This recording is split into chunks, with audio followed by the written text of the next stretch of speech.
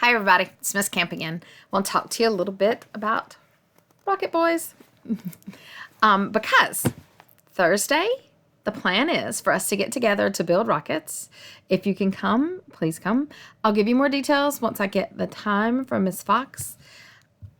I will be there in the morning, but I don't know for how long because I have to go with Joel to Charleston. And I won't be there for the launch because I'm going to Boston, but y'all hear about that later. We'll worry about that next week. But for right now, let me do the next section of Rocket Boys. We did chapters 1 through 4 before. I want to do chapters 5 through 8 now. So there's a couple things I want you to consider in these next 4 chapters. I want you to think about the characters he's introducing you to at his school, how he fits in there. And I want you to think about whether it surprises you that he's not the smartest one there. He uses the tools of the smarter people around him, but he's not the top student. I also want you to think about the notion of trying over and over again. You're going to see this endlessly. It's just now getting started. You may get exhausted with all the different tries for rockets, but there's a message there. Also, I want you to consider the story from some different perspectives. In this next set of chapters, you'll see some discussion of segregation. We know, or you will learn in AP US history, that Brown versus Board of Education was 1954. So the Supreme Court ruled in 1954 that there was no such thing as separate but equal. But you will see that segregation lasted much longer than that. It took the country over a decade and a lot more work to get an end to segregation. And some people would say we're still not there. And that's possible. But we'll discuss some of that when you come back to school. I also want you to look at it from a girl's perspective. I want you to consider life in this town and at this school from a girl's perspective. He's going to talk to you about several different types of girls. You're going to meet one of them in this next section.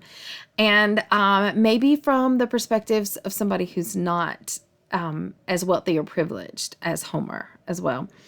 I want you to compare school now and then. He's going to talk to you a lot about what his teachers expect of him, what class is like, what they value. I want you to compare and see how it's like now and how it may not be now, how it may not be like now. How maybe students have changed or teachers have changed or the expectations have changed. Especially when you look at research, what they have to do for research. Guys, I know you hear teachers tell you this all the time, but you really don't know how lucky you are to have Google. And I want you to look at the emphasis he places on English class and what he's learning in English class. I want you to notice who controls the town. Obviously, the coal mine does because they employ almost everybody. But Homer seems to think that the teachers have a lot of sway, too. So pay attention to that and see if that rings true to you or strange and foreign.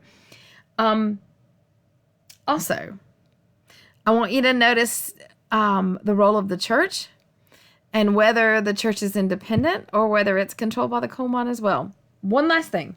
On page 112, there is a passage on 112. They go to an assembly and they are told that there are new standards and that they're going to be more difficult, but he expects them to rise to the occasion. And he ends with this quote: "You must completely dedicate yourselves to it. To do less will be to let down your country, your state, your parents, your teachers, and ultimately yourselves. Remember this: the only good citizen is the well-educated citizen." That quote will feed us a good bit of debate in our class because we're going to talk about what it means to be an American citizen a lot in AP English. Okay, I hope that gives you some things to think about. Send me questions on Remind or comments, and maybe I'll see you Thursday.